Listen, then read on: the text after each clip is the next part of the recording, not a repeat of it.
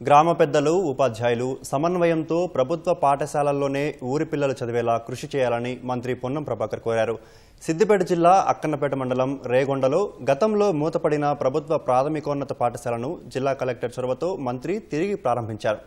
పిల్లలను ప్రోత్సహించే విధంగా అధికారులు చర్యలు తీసుకుంటే వారిని అభినందిస్తామని వెల్లడించారు.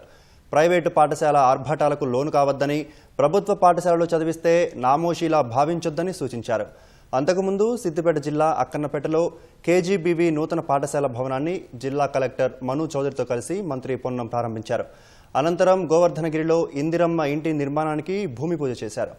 అర్హులైన పేదలందరికీ ఇందిరమ్మ ఇళ్ల ద్వారా నీడ కల్పిస్తామని భరోసా ఇచ్చారు. గ్రామాల్లో ప్రభుత్వ పాఠశాలలు ఉన్నాయో ఆ పాఠశాలలు జరిగే సందర్భంగా ఆ ఊర్లో ఉన్నటువంటి పెద్ద మనుషులు, అధ్యాపక వర్గం ప్రైవేట్ స్కూల్ బస్సు ఆ ఊర్లోకి రానియకుండా ఆ ఊర్లో ఉన్న పిల్లలందరినీ ఆ స్కూళ్లను జాయిన్ చేసి చదివిస్తే ఆ ఊర్లో పాఠశాల సమస్యతో పాటుగా గ్రామస్తులు తీర్మానం చేసి ఓ సూచించే 5 పనులను వెంటనే పూర్తి చేసే విధంగా మా బాధ్యత అందరి మాటలను మనం చెప్తాం. అంటే మా ఉద్దేశం, ఎవరైతే ప్రభుత్వ పాఠశాలలో పిల్లలను ప్రోత్సహించే విధంగా చదివిపిస్తారో వాళ్ళను ప్రభుత్వం పక్షాన ప్రోత్సహించాల్సిన బాధ్యత మాకుంది. మళ్ళీ వచ్చిన తర్వాత అప్పుడు భోజనం సంగతి, బాత్రూంల సంగతి, క్లాస్ రూమ్ల సంగతి వెరిఫై చేసుకుని దానికి సంబంధించినటువంటి లోపం లేకుండా చేస్తాం.